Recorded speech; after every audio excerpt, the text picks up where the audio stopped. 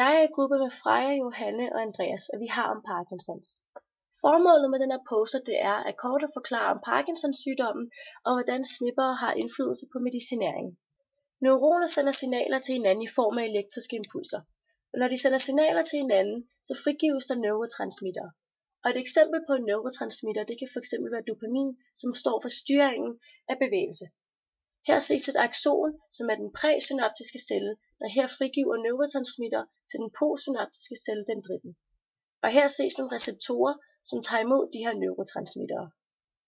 Midt i hjernen er et område, som kaldes substania nigra, også kaldet den sorte substans. Og det er substania nigra, som står for kroppens motorik.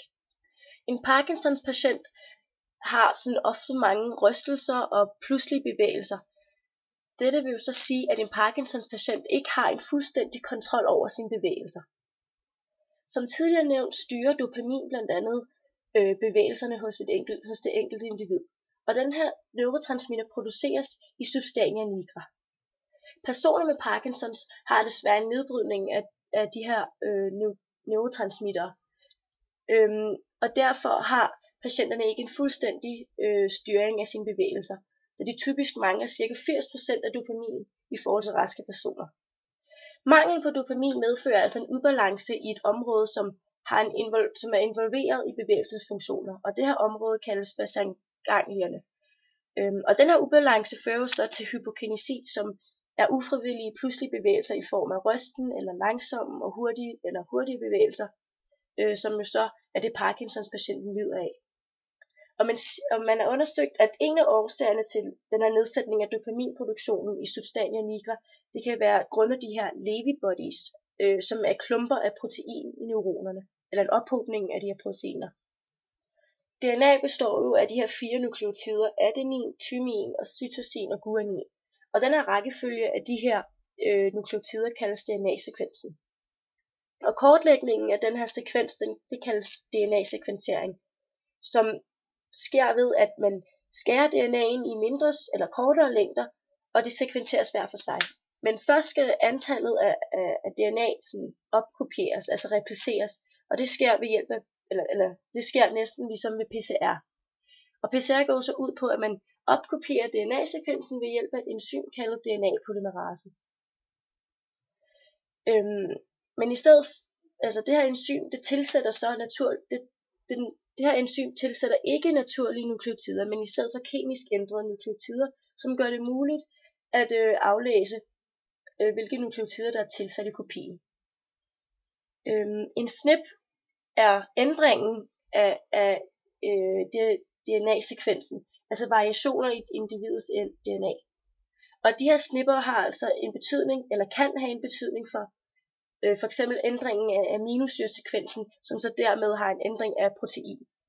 Vi har undersøgt nogle snipper, som har betydning for Parkinsons, og en af dem er RS3463784. Og den her snip, den ændrer så guanin til adenin, og dermed kodes der i stedet for glycin for serin. Og den her mutation, den har så en forbindelse med Parkinsons. Det er dog ikke helt blevet bevist, at det passer, men siden der er mange syge, der har den her mutation, så siges man, at der er en forbindelse. En anden snip kan være W437X, som forårsager et stopkodon, som stopper translationen af RNA-strengen. Og de her snipper er relevante i forhold til Parkinsons syge, har man undersøgt. De her snipper eller genetiske variationer hos individet har betydning for, hvordan individet omsætter medicinen og hvordan transporten foregår rundt i kroppen. Og det er derfor, at medicinfremstilling er så besværlig. En ændring hos gener, som koder for enzymerne cytokrom P450, har en betydning for, hvordan medicinen virker på kroppen. Fordi at de her enzymer, de varierer i omdannelsen af medicin i leveren. Hastigheden af omsætningen har en betydning for, hvilken indvirkning eller hvilken behandling patienten får af lægemidlet. Altså det er den optimale behandling patienten får.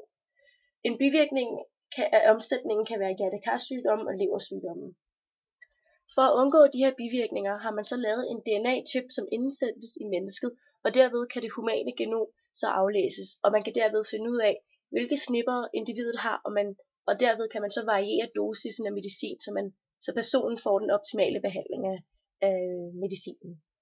Lidt kort om, eller et forslag til, hvordan man kan behandle Parkinsons. Der findes en snip i genet PINK1, som kan forårsage en ophobning af fejlfoldede proteiner i mitokondrierne. Jeg tænkte lidt på, om det kunne have en forbindelse med de her Lewy bodies, som er ophobning af proteiner i neuronerne. Men de her proteiner, de foretager jo størstedelen af kroppens livsnødvendige processer og funktioner. Så derfor har de her fejlfoldede proteiner en betydning for, om kroppens funktioner så bliver udført korrekt. Og hvis de ikke gør det, kan man så måske have Parkinsons. Men der findes en celleorganel, som kaldes lysosom, som nedbryder strukturer og molekyler. Så hvis man på en måde kunne kemisk ændre lysosom til at nedbryde de fejlfoldede proteiner, så kunne det være, at Parkinsons kunne behandles.